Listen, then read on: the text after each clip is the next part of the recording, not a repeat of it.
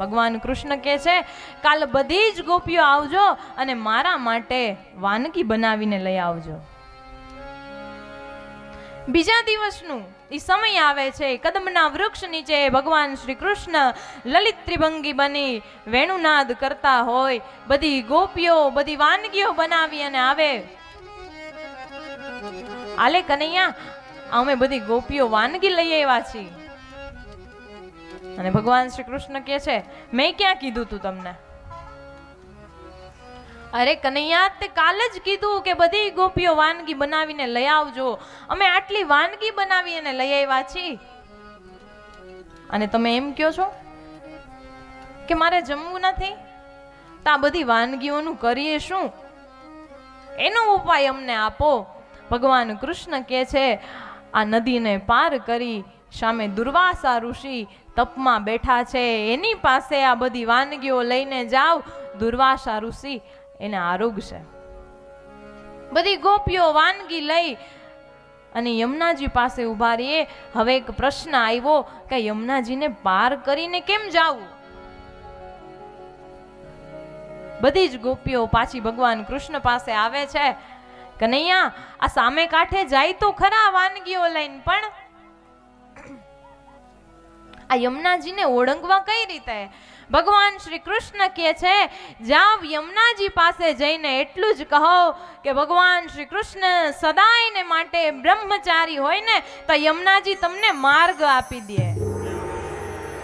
બધી ગોપીઓ જાય છે યમુનાજીના એ ધરા પાસે વાનગીઓ લઈને અને કહે છે ભગવાન શ્રી કૃષ્ણ જો સદાયને માટે બ્રહ્મચારી હોય તો યમુનાજી અમને માર્ગ આપી દે. આટલું જ જ્યાં ગોપીઓ બોલે છે યમુનાજી માર્ગ આપી દે છે. 16,108 રાણીઓ છતાંય ભગવાન તો બ્રહ્મચારી. અને ગોપીઓ જાય છે એ દુર્વાસા ઋષિ પાસે વાનગીઓ ધરે છે. આલ્યો ઋષિ, કનૈયાએ કીધું છે કે આ બધી વાનગીઓ છે ને તમે આરોગશો. દુર્વાસા ઋષિ કે છે કનૈયાએ કીધું છે માટે દુર્વાસા ઋષિ બધી જ વાનગીઓ આરોગે છે. વળી પાછી ગોપીઓ આવે છે એને પાછું યમુનાજીના ઓલા કાંઠે જાઓ. આમ બધી ગોપીઓ દુર્વાસા ઋષિને વાનગી આપે છે, લ્યો આરોગો. ભગવાન કૃષ્ણએ કીધું છે કે આ વાનગી તમે આરોગશો અને દુર્વાસા ઋષિ એ બધી જ ગોપીઓની વાનગી આરોગે છે.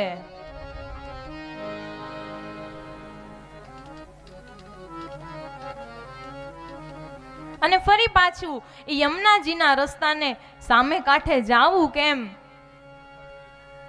એ પ્રશ્ન થાય છે. ફરી પાછી ગોપીઓ દુર્વાસા મુનિને કહે છે ઋષિ અમારે સામે પાર કેવી રીતે જાવું? ત્યારે દુર્વાસા ઋષિ કહે છે યમુનાજીના ધરા પાસે જઈ એટલું બોલો કે જે દુર્વાસા ઋષિ સદાયને માટે ઉપવાસી હોય ને તો યમુનાજી તમને માર્ગ આપી દે. ગોપીઓ કહે છે અરે હજી આટલું બધું જમ્યા અને છતાંય ઉપવાસી? અરે ગોપીઓ જાવું તો ખરા, બોલો તો ખરા. અને બધી ગોપીઓ યમુનાજી પાસે આવે અને એમ કે હે યમુનાજી, જો દુર્વાસા ઋષિ સદાયને માટે ઉપવાસી હોય ને તો યમુનાજી અમને માર્ગ આપી દે. આટલું જ જ્યાં ગોપીઓ બોલે છે યમુનાજી માર્ગ આપી દે છે. ભગવાન કૃષ્ણ એને 16,108 રાણીઓ છતાં પણ બ્રહ્મચારી. દુર્વાસા ઋષિ આટલું જયમાં પણ છતાં એના માટે ઉપવાસી. શું કામ? એ ભોગ ભોગવવા માટે જીવન નથી જીવતા, ખાલી મનથી જ એ ભોગ આરોગે છે. એ ભોગી ન કહેવાય, એ યોગી કહેવાય.